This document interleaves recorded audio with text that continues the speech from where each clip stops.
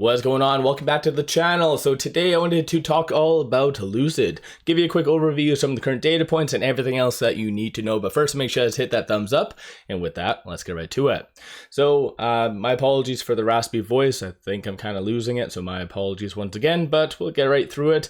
It did close 2.75% in the green. A lot of optimism associated to Powell. And the whole EV sector is very sensitive to interest rates. And so essentially, he did allude to that there might be one or even two rate cuts in the second half of 2024. So that's very good for the EV sector. So that's what kind of gave it a nice bump up. And as far as volume, 26.06 million shares being traded, 24.01 is the average.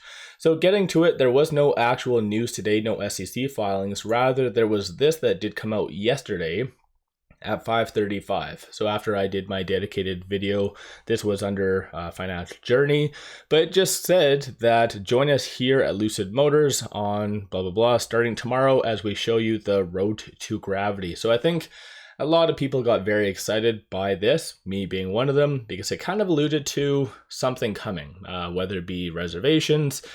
To be honest, what did come out, I was somewhat disappointed. It's actually a very good video, but I think I was more excited the fact that there might be reservations opening up. But still, there is this video that did come out, 2 minutes exactly.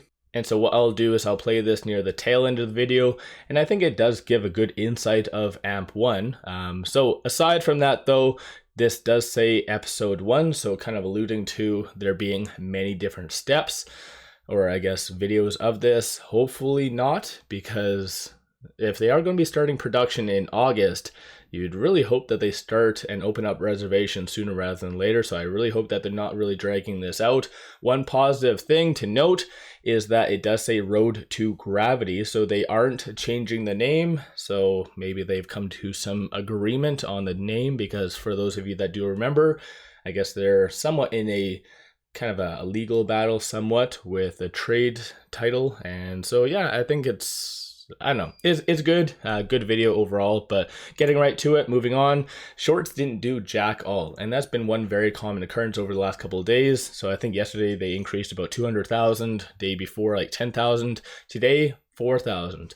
So shorts are slowly taking a step back. I don't know if that's optimism associated to their upcoming earnings, but regardless, 31.3% of the free float is being shorted. Cost to borrow average 95.05, and utilization is 100%. And as far as this, it does indicate 15,000 shares is available to be shorted. Looking at options, very bearish though. So this is a little bit different versus a lot of the other data points from today. 709,000 in calls, 3.64 million in puts, and sentiment wise, 77% of all the options being done today were bearish. And just briefly looking here, you do see a little bit more attention coming from institutions. One big one first thing, so 2 million. And then aside from that, you do see dark pool somewhat quieter. So shorts didn't do all that much, which is kind of a weird circumstance, but ultimately with it trading at $2.62, it is trading between this pivot and this R1. So going into the next couple days, just watch for this 258 support to hold, and then vice versa 282. And so without further ado, I'm just going to quickly play this 2-minute video. So again, this is my new Lucid dedicated channel, so I'll probably try to do one every single day. So make sure you guys subscribe, watch everything to its entirety, and all the other fun jazz. I always greatly appreciate that. And actually, I don't believe I have the sound on. Probably would help. Hi everyone, it's Peter here. I'm talking to you from our AMP1 facility here in Casa Grande, Arizona. This is the home of Lucid Air, and it's going to be the home of the Lucid Gravity very soon, because this is a huge year for us as a company as we get ready to put what I believe will be the best SUV in the world, the Lucid Gravity, into production. And in order to do that, we need to do two things in parallel. We need to ready the vehicle, and we need to ready the facility. We need to bring these together in sync so that they are ready together. So I'm going to take you on a journey. The journey of readying the product, all the testing that's going to be taken, and I'm going to take you through the readiness of the factory, how the manufacturing teams are going to get this plant ready to build the car. And I think it's appropriate we start here with these giant coils of aluminum behind me, because this is really where the story starts. This is where we'll use these coils to straighten them out and flatten them on the decoiling machine behind me, and then we'll cut them with a laser blanking device in order to make the blanks that we're going to stamp. But that kind of sounds like a made-up name. Laser blinking or blanking device or something? That's a made-up name. It has to be. let me show you this side here, because we have a state-of-the-art servo tandem line, incredibly flexible with rapid tool change facility. This is where we've made a significant investment for the long term.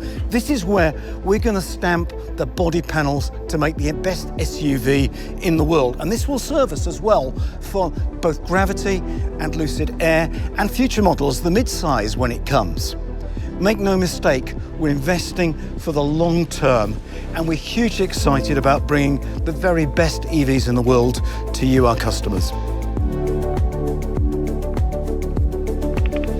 So yeah, I actually really liked the video. Again, somewhat low-key disappointed because I thought reservations were going to be coming out, but still, I love the inside of AMP1. It looks killer, very sleek.